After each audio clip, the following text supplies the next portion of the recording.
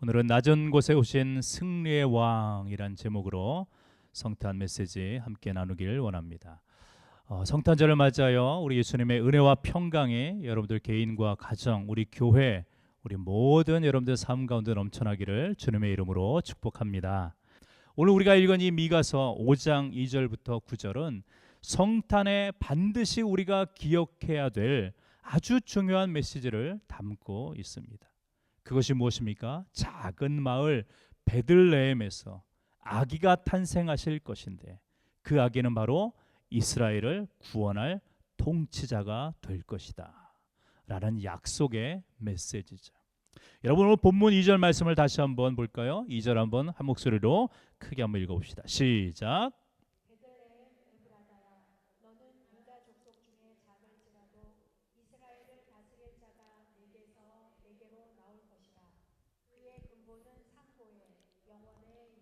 아멘. 여기 보면은 베들레헴이란 단어가 나옵니다. 지역 이름이죠. 그 뒤에 보는 에브라다도 이 베들레헴을 가리키는 옛 이름이 에브라다예요. 여러분, 이 베들레헴이라는 이 히브리의 원뜻은 베이트레헴 이런 말입니다. 여기서 베이트는 집이란 뜻이고 레헴은 떡, 빵이란 뜻이에요. 그러니까 베들레헴이라는 것을 문자적으로 풀이하면 떡집, 빵집, 베이커리 이런 뜻입니다. 왜 이런 이름이 붙었냐 하면 베들레헴은 유다 산지에 위치해 있거든요. 산이니까 농사가 좀 잘 안 되지 않을 것 같습니까? 그런데 하나님의 은혜로 이 베들레헴 지역은 상대적으로 농사가 그래도 잘 되는 편이었어요. 특히 밀과 보리가 자라기 좋은 환경이었습니다. 자, 이렇게 좀 높은 곳인데 자연스럽게 거기에서 양식이 나오니까 떡집 이런 이름이 붙어진 곳이 바로 베들레헴입니다. 다시 말하면 다른 도시처럼 화려한 그런 곳이 아니었어요. 사람의 눈으로 보면 아주 작은 촌 평범한 마을이 베들레헴입니다. 그런데 거기서 무엇이 나온다고요? 사람을 살리는 양식이 나온다는 것이죠. 바로 이 베들레헴에서 사람을 살리는 양식이 나오는 것처럼 이 베들레헴에서 사람을 구원할 예수 그리스도를 보내시기로 하나님은 작정하셨다. 여러분, 이것이 이 성탄절 아침에 저와 여러분들에게 주시는 아주 중요한 메시지의 첫 번째 부분이에요. 2절을 다시 한번 보십시오. 베들레헴 에브라다야 너는 유다 족속 중에 작을지라도 이렇게 말씀하세요. 이 말은 하나님도 베들레헴을 작다라고 지금 여기시는 거죠. 부정하지 않으시는 것입니다. 그래서 동시에 하시는 말씀이 뭐예요? 작을지라도 이스라엘을 다스릴 자가 내게서 내게로 나올 것이다. 비록 작게 보이지만 그곳에서 하나님은 인간의 기준이 아닌 하나님의 기준을 통하여 역사를 움직이신다라는 사실을 말씀해주고 있는 것입니다. 여러분, 만약 우리 예수님께서 작은 베들레헴이 아니라 크고 화려한 예루살렘 아니면 그보다 더 큰 화려한 왕궁의 왕처럼 이 땅에 오셨다고 생각해 보십시오. 아마 그렇게 예수님이 태어나셨다면 사람들은 구원의 어떤 조건을 어떤 왕의 제도나 권력이나 거기에서 나올 것이다 라고 찾았을 거예요. 그런데 우리 예수님은 그렇게 오신 분이 아니라 아주 작은 시골, 작은 곳, 낮은 구유에 그것도 평범한 부모를 통하여 조용한 그 베들레헴에 나셨다는 사실입니다. 그런데 그 예수님께서 온 세상을 변화시키시는 놀라운 우리의 구세주가 되셨다는 사실, 여러분, 이것이 복음 중에 복음인 것이죠. 여러분, 이 말씀이 저와 여러분들을 향한 하나님의 위로하심이에요. 무슨 말입니까? 때로는 우리가 이렇게 얘기할 때가 있어요. 저는 너무 작아요. 나는 가진 것이 없어요. 뭐 배운 것도 없고 나이도 이제 많고 병들었고. 그런데 여러분들, 오늘 주님께서 우리에게 하시는 말씀이 뭐예요? 분명히 저와 여러분들에게 말씀하는 거죠. 너는 작을지라도. 자, 한번 따라해 볼까요? 나는 작을지라도. 여러분, 내가 작게 보인다 할지라도 하나님은 우리의 작고 큼을 보지 않으신다는 거예요. 작은 그곳 베들레헴에서 예수님을 탄생케 하셨듯이 저와 여러분들에게 중요한 것은 작고 큼이 아니라 내 마음의 자리를 주님께 내어드리는 순종에 있다는 것입니다. 저와 여러분들의 평범하지 않는 이 모습, 아니 평범한 모습, 특출나지 않는 이 모습, 하지만 이것을 통하여 하나님께서는 일하고 계신다라는 사실이에요. 그래서 내가 작을지라도 내가 너를 통해 일하겠다. 이것이 바로 겸손하게 이 땅에 태어나신 우리 예수님, 그 성탄의 복음이자 오늘 저와 여러분들에게 주시는 은혜인 줄로 믿습니다. 계속해서 보세요. 미가 선지자는 아기 예수님을 이렇게 소개하죠. 그는 그의 근본은 상고에 있다는 것이죠. 상고가 뭐냐면 태초보다 더 이전의 태초를 말하는 것입니다. 영원에 있다 지금 말씀합니다. 예수님께서 베들레헴에서 태어난 것은 그러니까 이전에 태초 이전부터 계셨음을 정확하게 말씀하고 있는 것이죠. 여기에 삼위일체의 신비가 나타나요. 우리 예수님은 성탄절이 돼서 이 땅에 단순히 딱 나타나신 것이 아니라 이미 하나님과 함께 계셨던 그분이 육신이 되어서 이 땅에 나타나 주신 것입니다. 이미 말씀이신 우리 하나님께서 창조 이전부터 함께 계셨던 그 예수님께서 이 땅에 나신 날이죠. 여러분, 영원하신 하나님인데 유한한 우리의 인간 속으로 들어오셨다는 거예요. 무한하신 하나님이신데 유한한 우리의 인간의 몸을 입으셨다는 것입니다.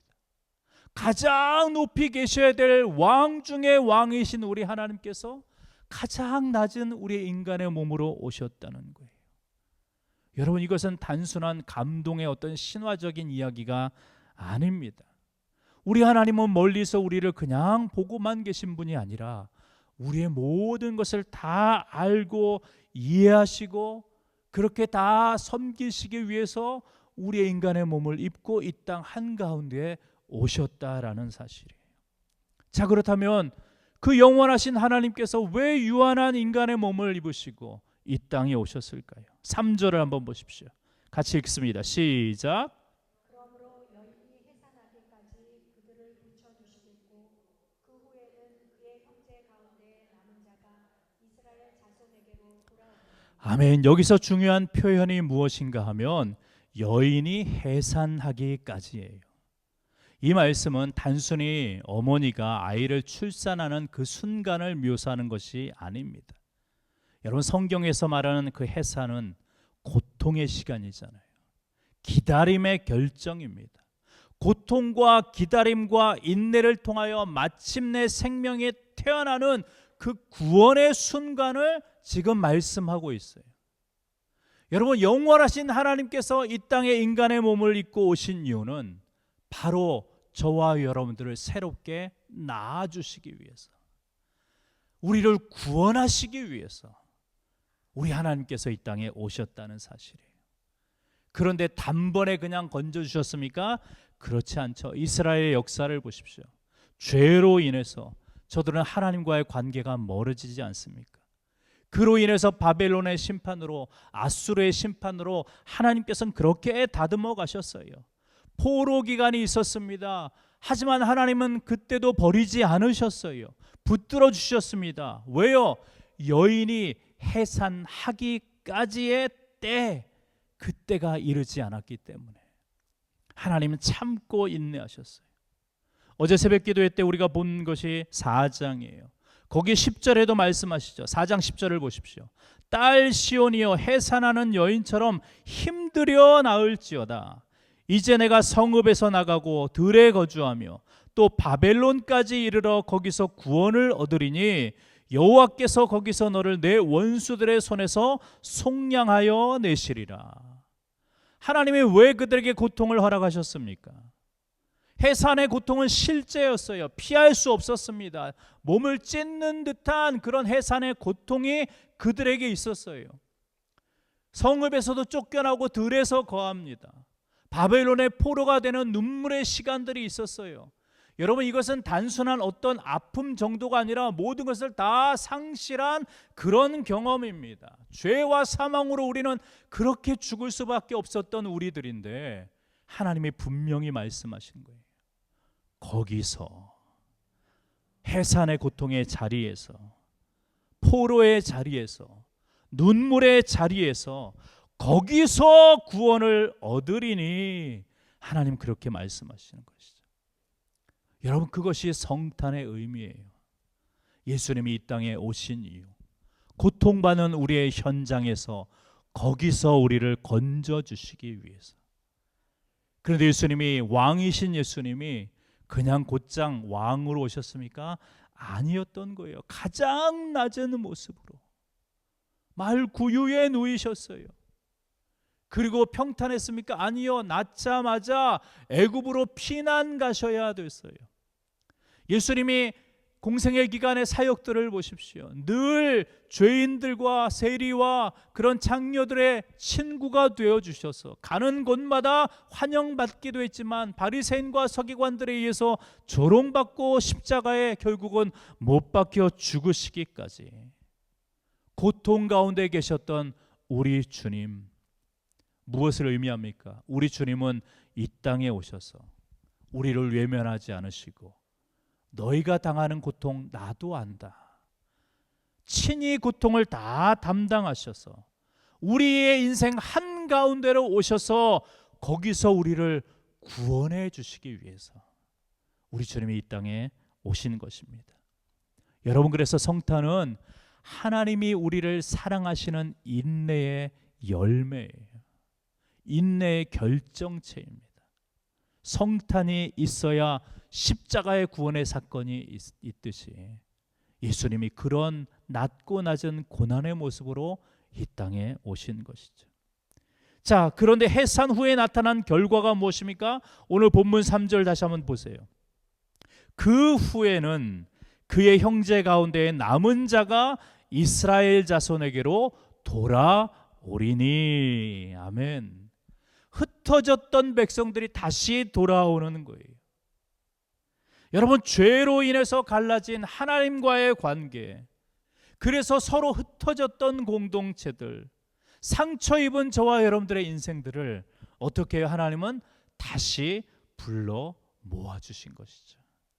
예수님이 이 땅에 오신 그때부터.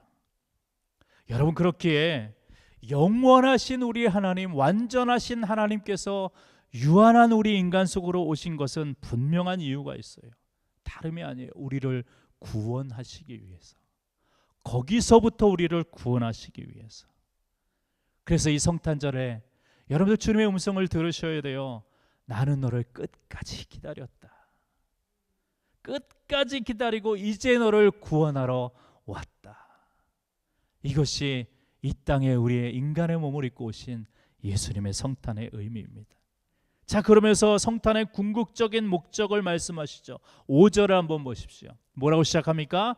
이 사람은 평강이 될 것이다. 아멘.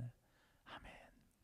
여러분, 여기서 말하는 평강은 어떤 정치적인 평화를 얘기하는 게 아니에요. 우리 주님께서 말씀하시는 이 평강은 죄의 권세, 두려움과 사망과 걱정이 영원히 해결된 그 완전한 평강을 말씀하시는 것이죠.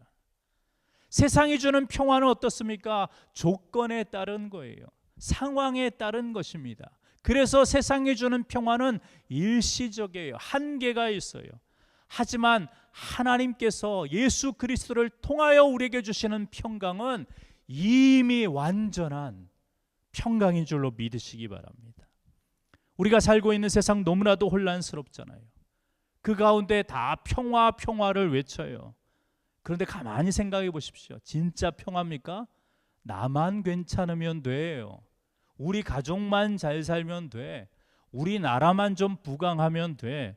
여러분, 이런 식의 평화는 곰곰이 생각해 보세요. 내가 잘 살면 누군가는 못 살아야 돼요. 내 나라만 강하게 되면 누구의 어떤 나라는 피해를 입게 돼요. 그것이 세상적인 평화의 논리예요.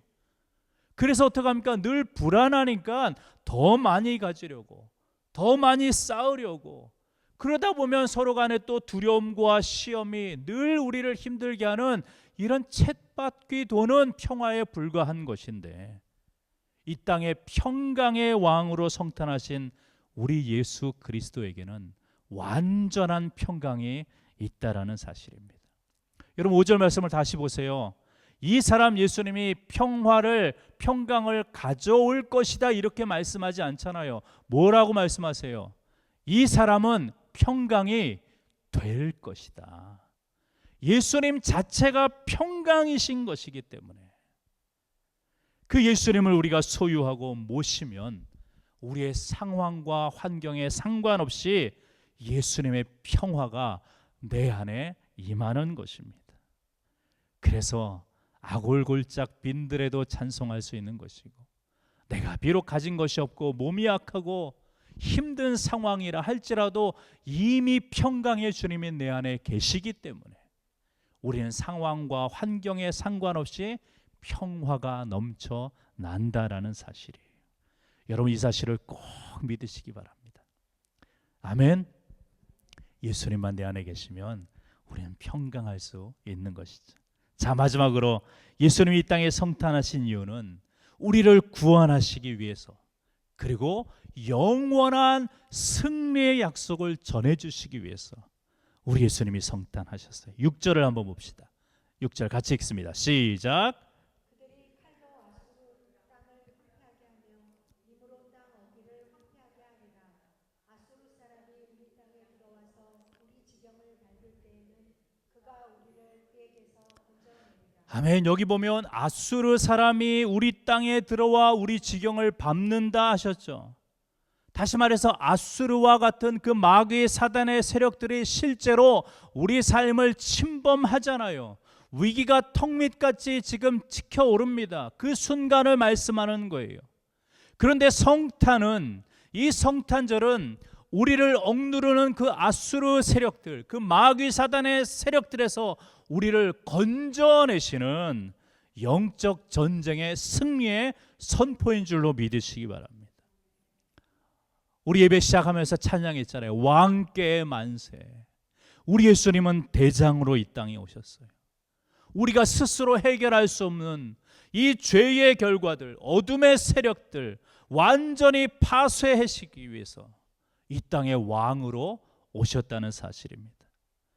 그래서 여러분들 삶의 위기가 있고 어렵고 힘든 상황인 절망적인 그 상황에 우리를 건져내시는 그 하나님의 능력이 나타나는 그 순간이 바로 성탄하신 예수님의 이 시간이라는 것이죠. 여러분 우리는 구원이 보장되어 있어요. 약속이, 승리가 보장되어 있습니다. 삶이 비록 우리를 힘들게 해도, 악한 세력이 판을 치는 세상이라도 우리는 이미 승리한 자들이에요. 주님만을 붙잡고 나아가면 우리는 승리할 수 있는 것입니다. 마지막 구절을 보십시오. 내 손이 내 대적들 위에 들려서 내 모든 원수를 진멸하기를 바라노라. 아멘. 성경에서 손이 들린다는 것은 하나님의 승리와 통치를 가시적으로 나타내는 말씀이에요. 지금 베들레헴 구유에 누이신 아기 예수님은 작은 손이잖아요. 여러분들 자녀들 태어날 때 손 보세요. 요만하잖아요. 근데 그 손이 사실은 우주를 붙들고 계신 창조주 아버지 하나님의 손이죠. 그 손이 십자가에 못 박히심으로 우리의 모든 죽음의 권세를 깨트리신 능력의 손이죠. 그 손이 지금 어디 있다고요? 대적들 위에 들려 있다는 것입니다. 더 이상 어둠의 세력들이 우리를 침범하지 못하도록 다 막고 계신다라는 놀라운 승리의 선언인 거예요.